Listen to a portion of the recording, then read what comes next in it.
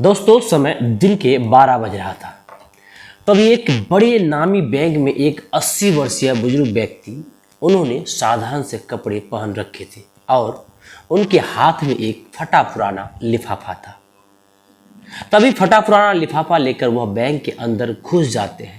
लेकिन जैसे ही वह बुजुर्ग व्यक्ति उस बैंक के अंदर घुसते हैं तो वहाँ पर जितने भी कस्टमर थे और जितने भी बैंक के कर्मचारी थे, वह अजीब निगाहों से उस बुजुर्ग व्यक्ति की तरफ देखने लगते हैं। आखिर ऐसा क्यों? क्योंकि बैंक में तो हर प्रकार के आदमी आते हैं। फिर उस बुजुर्ग व्यक्ति को देखकर बैंक के कस्टमर एवं बैंक के कर्मचारी ऐसा क्यों किया?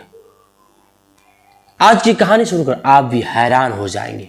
आदाब दोस्तों, मेरा नाम है प्रिंस और आप देख रहे हैं सच्ची कहानी हिंदी 2.0 एवं आप हमारे फेसबुक पेज पर देख रहे हैं तो सीमांचल एक्सप्रेस न्यूज। तो दोस्तों, वह बुजुर्ग व्यक्ति का नाम था ठाकुर भानु प्रताप। ठाकुर भानु प्रताप जी, जिनकी एक हाथ में छड़ी और एक हाथ में पुराना लिफाफा पकड़ रखा था, वह धीरे धीरे काउंटर की तरफ बढ़ने लगते हैं जो काउंटर ग्राहक के लिए था और ग्राहकों की मदद करने के लिए एक सुंदर सी महिला वहां बैठी हुई थी, जिस महिला का नाम ममता थी।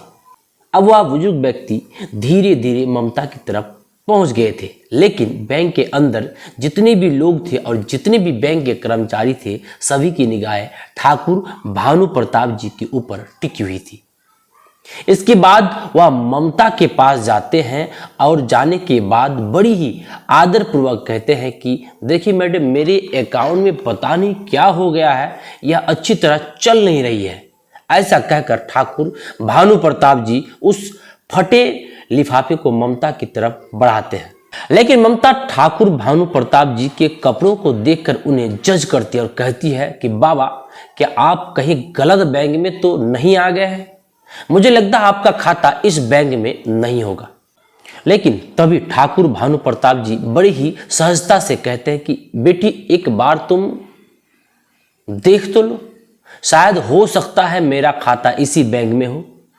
उसके बाद ममता लिफाफा रखते हुए उनसे कह देती है कि बाबा, इसमें थोड़ा सा टाइम लगेगा और आपको कुछ देर तक वेट करना होगा। ऐसा कहकर ममता बैंक में मौजूद अन्य लोगों का काम करने लगती है और ठाकुर भानु प्रताप जी वहीं पर खड़े होकर वेट करने लगते हैं।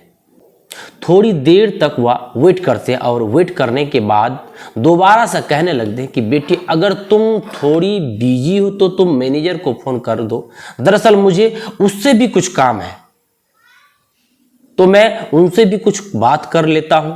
इसके बाद ममता ना चाहते हुए भी अपना फोन उठाती है और फोन उठाकर मैनेजर के केबिन का नंबर डायल कर देती है।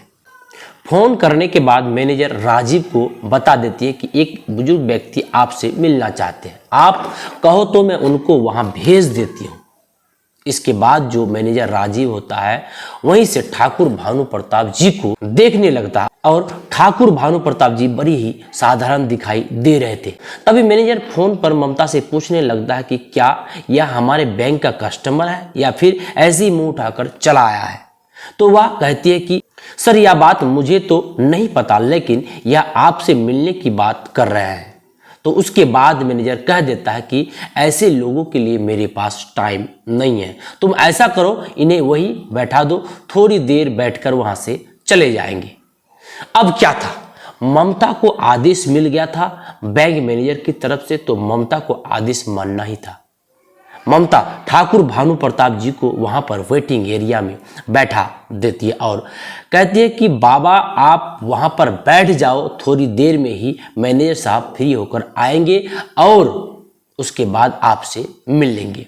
इसके बाद ठाकुर भानु प्रताप जी वहां से टहलते हुए वेटिंग एरिया की तरफ चले जाते हैं और वहां पर कोने में रखी हुई एक चेयर पर जाकर बैठ जाते हैं। तभी सभी लोग अभी तक भी ठाकुर भानु प्रताप जी की तरफ देख रहे थे, क्योंकि वहां जितने भी कस्टमर आया करते वह अच्छे खासे सूट बूट में आए हुए थे, क्योंकि बड़े बड़े लोगों का ही उस बैंक में अकाउंट खुला हुआ था। साधारण लोगों को बैंक में ज़्यादा तरजीह नहीं दिया जाता था, इसलिए साधारण लोग उस बैंक में आना भी बंद कर दिए थे। लेकिन ठाकुर भानु प्रताप जी ने साधारण से कपड़े पहन रखे थे और देखने से लग भी रहा था कि इनका अकाउंट इस बैंक में नहीं होगा, क्योंकि उस बैंक के अंदर काफी अमीर लोगों के अकाउंट रहा करते थे और यहाँ पर ठाकुर भानु प्रताप जी का अकाउंट होने का कोई सवाल ही पैदा नहीं हो रहा था। इसी वजह से ठाकुर भानु प्रताप जी उस बैंक के अंदर आकर्षण का केंद्र बन गए थे और सभी लोग उनकी तरफ घूर घूर कर देखे जा रहे थे। इधर तरह तरह की बातें उनके बारे करते जा रहे थे। यह बातें ठाकुर भानु प्रताप जी को भी सुनाई देने लगा था, लेकिन वह इन चीजों को इग्नोर करने लगे और अपना नंबर आने का वेट करते रहे। वह सोचते कि थोड़ी देर में मैनेजर आएगा और उससे मैं बात कर लूंगा। इस बैंक के अंदर एक और व्यक्ति छोटे पोस्ट पर काम किया करते थे, जिसका नाम था अमन। अमन बाहर गया हुआ था और जैसे ही वह बैंक के अंदर आता है तो देखता है कि एक बुजुर्ग व्यक्ति जो कि वेटिंग एरिया में बैठा हुआ है। उनके तरफ सभी लोग देख रहे हैं और उनके बारे तरह तरह की बातें कर रहे हैं, क्योंकि उसे कोई भिखमंगा कह रहा तो कोई कह रहा है कि इस बैंक के अंदर तो इसका अकाउंट हो ही नहीं सकता और यह भिखारी यहाँ पर कैसे आ गया, ऐसे लोगों को इन लोगों ने क्यों बैठा रखा है। इस तरह की बातें उसके बारे में चल रही थी और यह सभी बातें अमन भी सुन लेता है। तो उसके बाद अमन धीरे धीरे ठाकुर भानु प्रताप जी के पास जाता है और वहां पर जाकर बड़े आदर के साथ उनसे पूछने लगता है कि दादाजी आप यहाँ पर क्यों आए हो और क्या काम है आपको, क्योंकि अमन को यह सब कुछ बड़ा ही बुरा लगता है। वह बुजुर्ग व्यक्ति के हालात को देखकर थोड़ा सा परेशान हो जाता है और इसी वजह से वह उससे पूछने के लिए गया था। वहां पर जाने के बाद उस बुजुर्ग व्यक्ति यानी ठाकुर भानु प्रताप जी अमन को बता देता है कि मुझे मैनेजर से मिलना है और उससे मुझे कुछ जरूरी काम है। इस बात को सुनकर अमन उनसे कहता है कि ठीक है दादाजी, आप थोड़ी देर यहाँ पर वेट करो, मैं अभी मैनेजर से बात करके आता हूँ। इसके बाद अमन मैनेजर के केबिन में जाता है और उन्हें उस बुजुर्ग व्यक्ति के बारे में कहता है, लेकिन मैनेजर पहले से ही उस बुजुर्ग व्यक्ति के बारे में जानता था और कहने लगता है कि पता है मुझे, मैंने ही उसे वहां पर बैठा रखा है, थोड़ी देर वहां पर बैठेगा और बैठने के बाद वहां से चला जाएगा, नहीं जाए तो गार्ड से कहकर धक्के मारकर अंदर से बाहर करवा देना। ऐसे व्यक्ति से मिलकर मैं अपना प्रतिष्ठा खोना नहीं चाहता हूँ। यहाँ बड़े बड़े लोग हमसे मिलने आते हैं, इससे मैं बैठकर बात करूं तो प्रतिष्ठित लोग क्या कहेंगे। इसके बाद मैनेजर अमन को और कोई काम बता देता है और कहता है कि तुम अपना काम कर लो और तुम्हें इन चीजों से कोई मतलब नहीं है। अमन चाहकर भी कुछ नहीं कर सका। अब अमन दूसरे काम में लग जाता है। उस बुजुर्ग व्यक्ति को वहां पर बैठे हुए लगभग 2 से 3 घंटा हो गया था। 2-3 घंटा तक बुजुर्ग व्यक्ति अपना धैर्य रखता है, लेकिन इसके बाद उसे यह बात सहन नहीं होती है। वह खड़े होते हैं और खड़ा होने के बाद मैनेजर के केबिन की तरफ बढ़ने लगता है और जैसे ही वह मैनेजर के केबिन की तरफ बढ़ता है तो मैनेजर देखता है कि वह बुजुर्ग व्यक्ति उसके पास ही आ रहा है, तो वह फौरन से अपने केबिन से बाहर निकलता है और निकलने के बाद उस बुजुर्ग व्यक्ति के सामने खड़ा हो जाता है और गुस्सा होकर पूछने लगता है कि हाँ बोलो बाबा, बताइए आपको क्या काम है। तो ठाकुर भानु प्रताप जी अपना लिफाफा आगे की तरफ बढ़ाते हुए कहने लगते हैं कि बेटा यह मेरा अकाउंट है, देखो बैंक अकाउंट की डिटेल्स इसके अंदर है और मेरे बैंक अकाउंट से कोई भी लेन देन नहीं हो पा रही है। आप देख कर यह बताइए कि इसमें क्या दिक्कत है। अब यह बात को सुनकर मैनेजर थोड़ी देर तक सोच विचार करता और सोच विचार करने के बाद कह देता है कि अरे बाबा, जब किसी अकाउंट में पैसे नहीं रहा करते तो ऐसा ही हो जाता है। मेरे ख्याल से आपने भी अपने अकाउंट में पैसा जमा नहीं करवाए होंगे और इसी वजह से आपके अकाउंट की लेन देन रोक दी गई है। इसके बाद जो बुजुर्ग व्यक्ति होते हैं वह बड़े ही विनम्र पूर्वक कहने लगते हैं कि बेटा पहले तुम एक बार अकाउंट को चेक तो कर लो, इसके बाद ही कुछ मुझे बताओ तो ही अच्छा रहेगा। इस तरह से तुम कैसे बता सकते हो। तो मैनेजर हंसने लगता है और हंसते हुए कह देता है कि ए बाबा, यह सालों का एक्सपीरियंस है मेरा और सालों से मैंने यही काम किया है। आप जैसे लोगों की शक्ल को देखकर मैं बता देता हूं कि कौन व्यक्ति किस तरह का है, किसने अपने अकाउंट में कितना पैसा जमा किया होगा। तो आपके अकाउंट में तो मुझे कुछ भी दिखाई नहीं दे रहा है और मैं चाहता हूं कि अब आप यहां से चले जाओ। सभी कस्टमर आपकी तरफ देख रहे हैं और बैंक के अंदर एक अलग ही तरह का माहौल क्रिएट हो रहा है। जितना जल्दी हो निकल जाओ बाबा। इसके बाद ठाकुर भानु प्रताप जी कहते हैं कि ठीक है बेटा, मैं तो चला जाऊंगा, लेकिन तुम इस लिफाफे में जो भी डिटेल्स लिखी हुई है उनको एक बार जरूर देख लेना। ऐसा कहकर ठाकुर भानु प्रताप जी वहां से जाने लगते और जाते जाते जैसे ही वह गेट पर पहुंचते हैं तो फौरन मुड़कर कहते हैं कि बेटा, तुम्हें यह सब कुछ करने का बहुत बुरा नतीजा भुगतना पड़ेगा और इसके लिए तैयार रहो। ऐसा कहकर वहां से बैंक के मेन गेट से बाहर निकल जाते हैं और टहलते टहलते वहां से चले जाते हैं। इसके बाद जब मैनेजर को यह बात सुनाई देती है कि तुम्हें बहुत कुछ भुगतना पड़ेगा तो थोड़ा सा तो उसे डर लगता है, लेकिन फिर वह सोचता है कि बुढ़ापे में ऐसे ही कह दिया होगा, बुढ़ापे में लोग सटिया जाता है, बुढ़ा मुझे धमकी दे रहा है। फिर मैनेजर अपने काम धंधे को करने के लिए चला जाता है। इधर टेबल पर वह लिफाफा पड़ा हुआ था, जिस लिफाफे के अंदर बुजुर्ग व्यक्ति के बैंक के सारे डिटेल्स थी। इसके बाद जो अमन होता है उन्हें ठाकुर भानु प्रताप जी का धमकी सुनाई देता है। अब अमन सोचते हैं आखिर कुछ तो बात है इस बुजुर्ग दादा में, वरना लोग एक टटिया मैनेजर को इस प्रकार नहीं धमकाता। अमन फौरन वहां से उस लिफाफे को उठा लेता है और अपने ही कंप्यूटर के सर्वर में लॉगिन करके उस लिफाफे के अंदर दी गई जानकारी के हिसाब से ढूंढने लगता है। ढूंढने के बाद जब पुराना रिकॉर्ड खंगाला जाता है तो उसे पता चलता है कि यह जो व्यक्ति यहाँ पर आया हुआ था इस बैंक का एक तरह से मालिक ही है, क्योंकि इस बैंक के 55% शेयर इस बुजुर्ग के पास ही है। अब अमन यह सब देखकर वह बड़ा ही हैरान होता है और वह अच्छी तरह से उस डिटेल्स को पढ़ने लगता है। तो डिटेल्स को पढ़ने के बाद वह पूरी तरह से कंफर्म हो जाता है कि यह इस बैंक के मालिक ही है। इसके बाद अमन उस रिपोर्ट की कॉपी निकालता है और कॉपी निकालकर बैंक के बदतमीज मैनेजर के पास जाने लगता है। बैंक मैनेजर जो अपने केबिन में ही किसी अमीर कस्टमर से बात कर रहे थे और उन्हें तरह तरह की स्कीम बता रहे थे। इसके बाद अमन नोट करता है और नोट करने के बाद केबिन के अंदर आने लगता है। बैंक मैनेजर उसे इशारा करता है और इस इशारे से पूछने लगता है कि किस लिए तुम यहाँ पर आए हो। उसके बाद जो अमन होता है वह इशारों से ही बता देता है कि यह एक रिपोर्ट है जो उस व्यक्ति की है जो आज आपके पास आया था और आपने उसे ऐसे ही यहाँ से भेज दिया। आप एक बार इस पर नजर डाल लेंगे तो आप और आपकी सेहत के लिए अच्छा रहेगा। ऐसा कहकर अमन ने वह रिपोर्ट मैनेजर साहब की टेबल पर रख दिया। लेकिन तभी जो वह बदतमीज मैनेजर होते हैं अपने उस क्लाइंट से थोड़ी देर के लिए एक्सक्यूज लेते हैं और कहते हैं कि देखो भाई अमन, हमारे पास ऐसे वैसे लोगों के लिए टाइम नहीं है, तुम भी फालतू लोग के पीछे पड़े हो।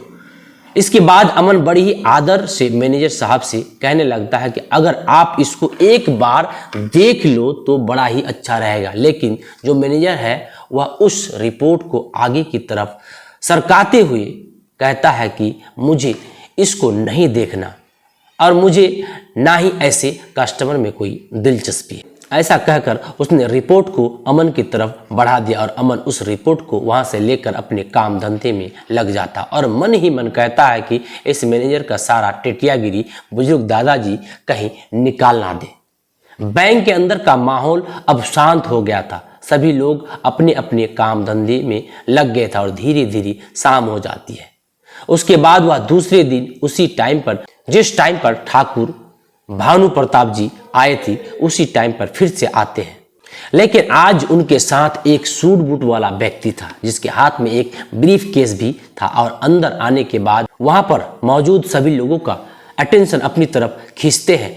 इसके बाद मैनेजर को अपनी तरफ आने का इशारा करते हैं तो मैनेजर भी डरते हुए अपने केबिन से निकलकर ठाकुर भानु प्रताप जी के सामने आकर खड़ा हो जाते हैं। तभी ठाकुर भानु प्रताप जी मैनेजर से कहते हैं कि मैनेजर साहब, मैंने आपसे कहा था ना कि यह बात आपको बहुत भारी पड़ेगी।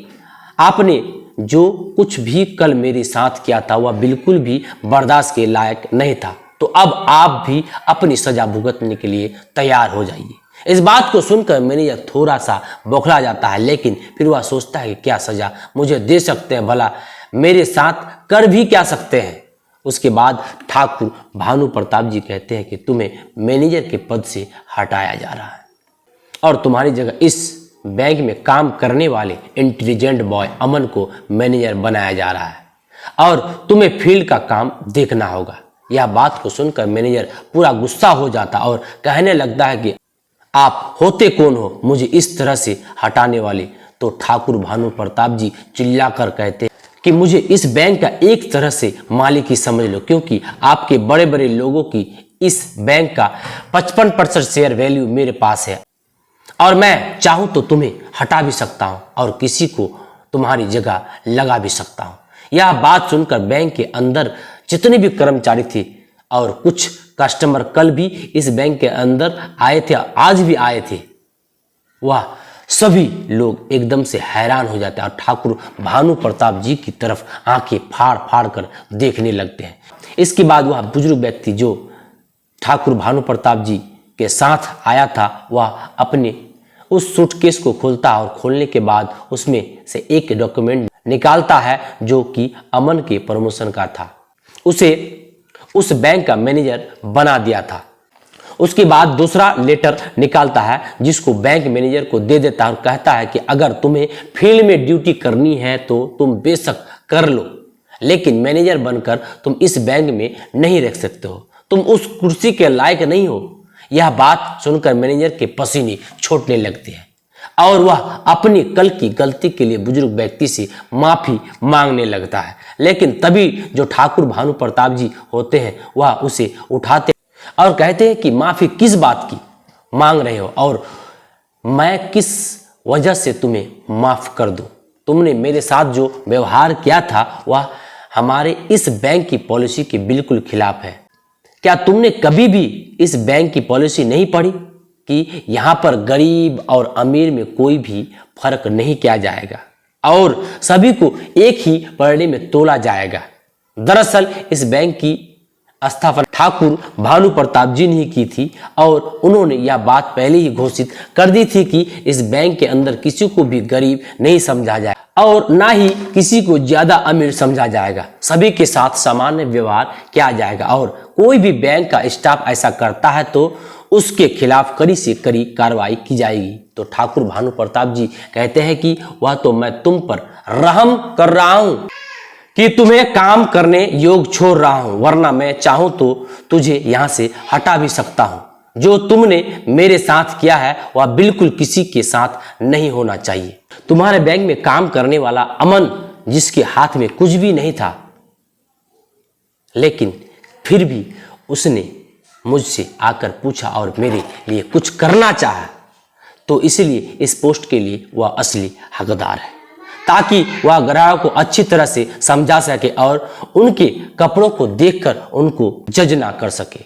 ऐसा कहकर ठाकुर भानु प्रताप जी भी भारी आवाज में वह सुंदर महिला कर्मचारी ममता को बुलाते और ममता को भी बुरे व्यवहार के लिए फटकार लगाते हैं और कहते हैं कि मैं पहली बार गलती समझकर तुम्हारी इसे माफ कर रहा हूं, लेकिन बैंक के अंदर कोई भी व्यक्ति आए तो उसको उसके कपड़े से जज नहीं करना है, उसके बारे में तसल्ली से देखना चाहिए। अगर तुम मुझे पहले ही हैंडल कर लेती तो इस मैनेजर के पास मुझे नहीं जाना पड़ता और मुझे और ज्यादा अपमान का सामना करना नहीं पड़ता।